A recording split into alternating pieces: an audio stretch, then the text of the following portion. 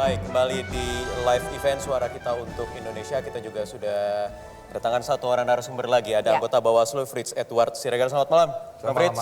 Ini yang mengawal besok perhelatan pemilu serentak. Apakah berjalan tertib, kondusif? Apakah sudah ada yang terdeteksi nakal-nakal atau gimana sampai malam hari ini, Bang Fritz?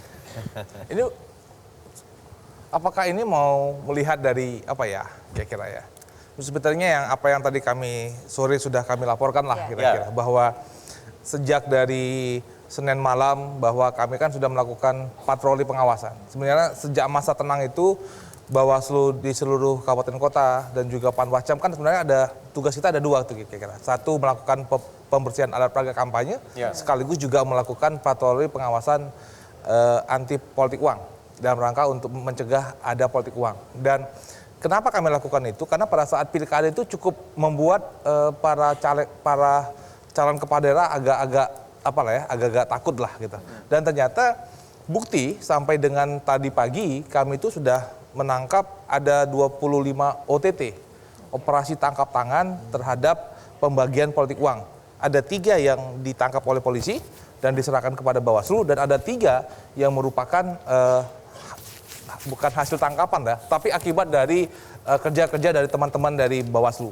Jadi itu dia punya metodenya ada karena membagi uang atau karena berbagi uang secara kontan gitu, baik di perumahan ataupun di pusat-pusat keramaian.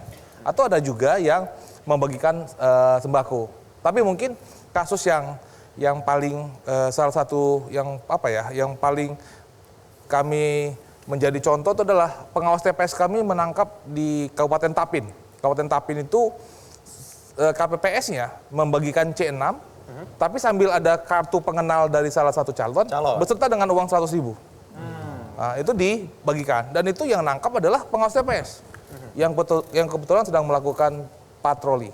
Nah, jadi kami malam ini juga di seluruh Indonesia akan tetap melakukan patroli pengawasan politik uang bersama dengan masyarakat, bersama dengan juga dengan kepolisian. Kami melihat bahwa dari politik uang tersebut partisipasi masyarakat sepertinya cukup meningkat, awareness untuk menolak, awareness untuk melaporkan itu sudah lebih meningkat daripada pilkada kemarin. Dan saya rasa itu sebuah hal baik yang harus kita sampaikan, dan ucapan terima kasih kami kepada masyarakat yang sudah melaporkannya.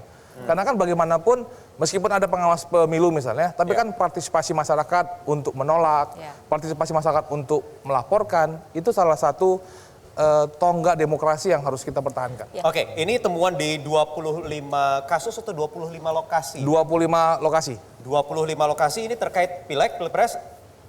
Semua mengenai pileg. Pileg semua ya? Oke. Nah, ini di 25 OTT, kalau tidak salah sore tadi Bang Fritz juga mengatakan ini ada di 13 provinsi. Nah, apakah kemudian temuan-temuan adanya dugaan politik uang seperti ini sesuai dengan indeks kerawanan pemilu yang kemudian sudah dikeluarkan oleh Bawaslu daerah-daerahnya? Kalau kan kita melihat bahwa dari indeks kerawanan pemilu yang kami buat, bahwa ada 5 kira-kira hal yang paling mungkin terjadi kerawanan pemilu, di mana politik uang adalah yang paling tinggi, yaitu adalah kehilangan hak pilih, kemudian netralitas ASN, kemudian ujaran kebencian. Nah, kemudian itu adalah bagian daripada politik uang masih menempati porsi yang paling besar dari seluruh indeks kerawanan, termasuk netralitas dari penyelenggara pemilu sendiri.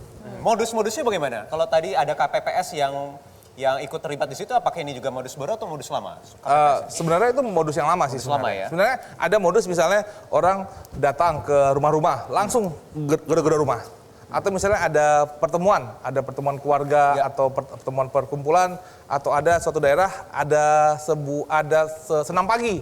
Senam pagi ibu-ibu diajak ke sebuah rumah. Di sebuah rumah itu kemudian dibagikan. Atau ada juga sedang ada di keramaian di pasar. Dan masih tetap membagikan. Jadi kadang-kadang juga bingung juga ya, maksudnya apakah para caleg kita tidak tahu bahwa membagikan uang pada masa tenang merupakan sebuah pelanggaran pidana yang bukan saja mereka dapat dipidana dan didenda, tapi juga dapat dicoret dari daftar calon tetap. Dan kita sudah punya berbagai kasus di mana seseorang caleg itu akhirnya dia harus dicoret daripada DCT.